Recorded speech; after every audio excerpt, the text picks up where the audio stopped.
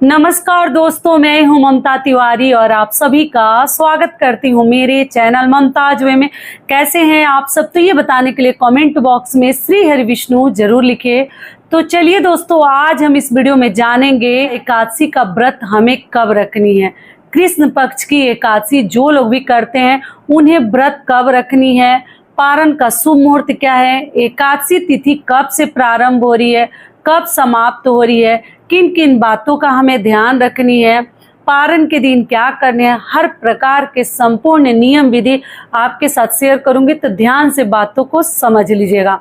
और इससे पहले दोस्तों, अगर आपको मेरा वीडियो पसंद आता है तो प्लीज आप मेरे चैनल को सब्सक्राइब कर दीजिएगा, बेल आइकन को प्रेस कर दीजिएगा, जिससे कि मेरे वीडियो के नए नोटिफिकेशन आप सभी के पास सबसे पहले पहुंचे।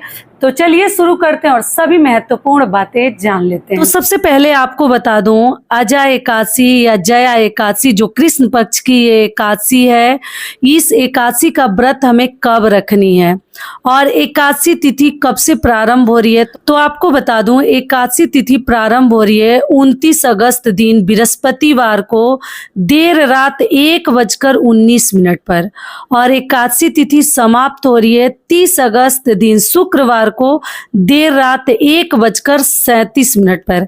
ऐसी स्थिति में उदया तिथि को ध्यान में रखते हुए अजय एकादशी जया एकादशी का व्रत हम 29 अगस्त को रखेंगे, दिन गुरुवार को। कुछ लोग उस दिन गुरु बृहस्पति देव की पूजा करते हैं, व्रत रखते हैं, तो अगर आप रखेंगे तो अच्छी बात है, दो व्रत का आपको लाभ मिल जाएगा। अब चलिए आपको बता दूं कि देखिए, आप आज के दिन तो नहाए खाए है, वीडियो थोड़ा देर से जा रहा है तो माफ कीजिएगा। तो आज बुधवार के दिन नहाए खाए है, गुरुवार के दिन हम व्रत रखेंगे और शुक्रवार के दिन हम पारण करेंगे। और एकादशी व्रत में 3 दिन का नियम होता है, 10वीं से लेकर 82 तक संपूर्ण नियम विधि किया जाता है। व्रत से अधिक महत्वपूर्ण है नियम विधियों को ध्यान में रखते हुए कार्य हमें करनी है समय के अनुसार। तो 3 दिवसीय व्रत होता है और हम जो है तुलसी जी में जल नहीं डालेंगे, दूर से पूजा पाठ आरती धूप अगरबत्ती दिखा सकते हैं लेकिन स्पर्श नहीं करते हैं। एकादशी के दिन सिंदूर चंदन आप लोग लगा सकती हैं लेकिन जल मत डालिएगा। भोग भी आप लोग पूछते हैं, तो जब जल ही नहीं डालना है तो क्या भोग लगाएंगे, आप देख लीजिएगा। आप लोग चाहें तो फल वगैरह सामने रख सकती हैं तुलसी जी के पौधे के पास किसी भी पात्र में करके।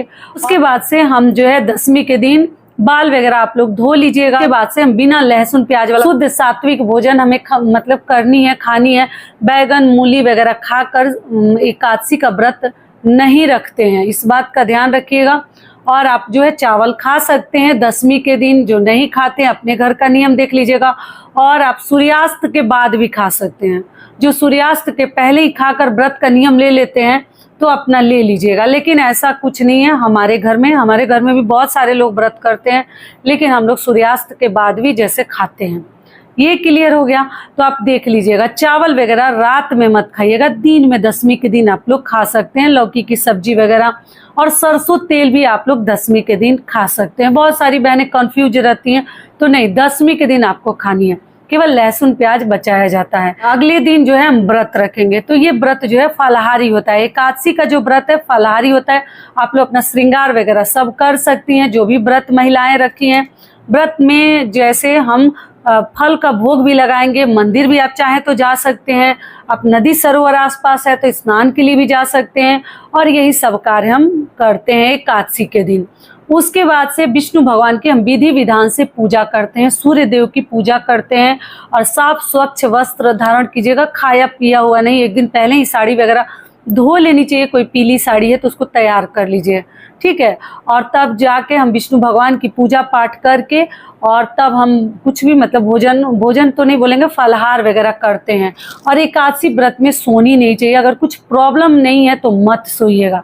सोना है तो तुलसी पत्र पक्का अपने जेब में कपड़े में कहीं बांध कर रख कर तभी आपको सोनी चाहिए। ये क्लियर हो गया। इस प्रकार से हम एकादशी का पूरे दिन व्रत रखेंगे। व्रत में आप चाहें तो टोटल आपकी इच्छा है, आपका सामर्थ्य है, आप चाहें तो कुछ दान भी कर सकते हैं, ठीक है।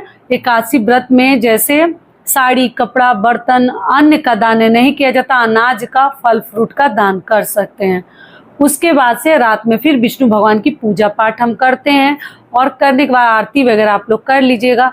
और अगले दिन हम पारण करते हैं, मतलब द्वादशी के दिन। तो द्वादशी के दिन पारण से पहले फिर से स्नान ध्यान करके, साफ स्वच्छ वस्त्र धारण करके, सूर्यदेव को जल देकर, मंदिर में पूजा करके, और तब हमें जो है व्रत खोलनी है। और आप लोग एकदम एक साफ दातुन मिल जाए तो बहुत ही बेस्ट है, नहीं मिलता है तो एक नया ब्रश हमेशा जो एकादशी का व्रत करते हैं अपने लिए जरूर रखिएगा, ठीक है। मुख में उंगली से भी कर लीजिए, कुछ लोग ब्रश दातुन नहीं करते हैं, आप देख लीजिएगा, लेकिन नया ही डालें। जूठा ब्रश, ऐसा नहीं कि एकादशी बीत गया द्वादशी में ब्रश कर लिए, तो सही नहीं है। लहसुन प्याज वाला ब्रश मत डालिएगा मुख में।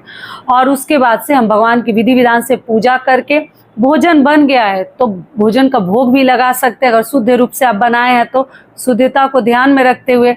और अगर नहीं बना है, मान लीजिए आप अकेली हैं, बहुत सारे बुजुर्ग लोग भी ये व्रत रखते हैं, नहीं बना पाए हैं, तो आप गंगा जल और तुलसी पत्र मुख में डाल लीजिएगा, ठीक है। इस बात का ध्यान रखिएगा। और उसके बाद से भोजन में जो है हम घी का बना हुआ भोजन करते हैं। और पारण हमें एक समय ही भोजन करनी है, जब भी कीजिए। अनाज का दान, अन्न का दान उस दिन किया जाता है। द्वादशी के दिन आटे का, सिंदूर का, आलू का, दाल का, हल्दी का, ये सब दान किया जाता है। कुछ नहीं करना है, कहीं जगह नहीं है तो पैसे का दान कर दीजिए, हर चीज के नाम से संकल्प करके। और आचमन कर दिया जाता है, 2 बार 3 बार घुमा दीजिएगा विष्णु भगवान के नाम से, हर चीज को छूकर, वो पैसा हो या वो अनाज हो। ये हो गया। उसके बाद से हम जो भी भोजन वगैरह बनाए हैं वो बैठकर एक जगह खा लेते हैं। और खाने के बाद एक समय ही भोजन करते हैं। उसके बाद शाम को डायरेक्ट आप जो है आप लोग खा सकती हैं। लहसुन प्याज तो खाना ही नहीं है, लेकिन सरसों तेल वगैरह शाम से खा सकती हैं। और द्वादशी के दिन घी का बना हुआ या मूंगफली तेल का बना हुआ ही भोजन हमें करनी चाहिए। सूर्यमुखी का भी मिल जाए तो आप लोग उसी में भोजन बनाइएगा। मान लीजिए जिनको घी नहीं मिल पाता है तो आप यही, बाकी सब रिफाइंड ऑयल मत लीजिएगा, ठीक है। इस बात का ध्यान रखिएगा। तो आशा करती हूँ कि सभी बातें अभी आप लोगों के समझ में आ गई होगी। अब चलिए आगे जान लेते हैं पारण का शुभ मुहूर्त। तो आपको बता दूं, अजय एकादशी का पारण का शुभ मुहूर्त है 30 अगस्त दिन शुक्रवार को सुबह 7:25 से लेकर और 10 बजे तक आप लोग पारण कर सकते हैं। सारी बातें क्लियर हो गई? तो ये वीडियो मेरा यहीं तक का था। फिर मिलती हूँ एक नए वीडियो में, तब तक के लिए नमस्कार। स्वस्थ रहिए, सुरक्षित रहिए और जहाँ कहीं भी रहिए खूब खुश रहिए। धन्यवाद।